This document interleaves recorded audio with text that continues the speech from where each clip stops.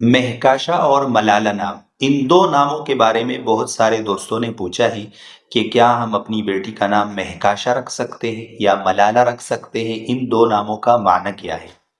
तो महकाशा नाम जो है ये रखना दुरुस्त नहीं है, क्योंकि महकाशा नाम का किसी भी डिक्शनरी में कोई माना नहीं है। बाज लोगों ने नेट पर इसका माना लिखा हुआ है, लेकिन इस नाम का वो माना नहीं है और किसी भी डिक्शनरी या किसी भी लुगत में इसका माना मौजूद नहीं है। जब आप कोई नाम रखें तो सबसे पहले तो ये मालूम करें कि ये कौन सी ज़ुबान का लफ्ज़ है, और फिर उस ज़ुबान की डिक्शनरी में उसको देखें तो आपको पता लग जाएगा। क्योंकि नेट पर जो अक्सर माने मौजूद हैं वो गलत हैं, नामों के वो माने नहीं होते जो नेट पर लिखे होते हैं।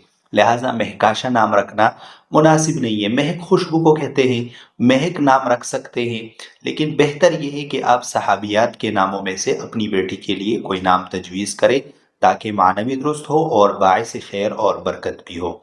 इस तरीके से मलाला जो है इसका माना है हुज़न, गम, परेशानी। तो ये नाम रखना भी मुनासिब नहीं है। आप अपनी बेटी का नाम मलाला रखेंगे तो उसका माना होगा गमगीन, परेशान, तो वो सारी ज़िंदगी परेशान रहेगी।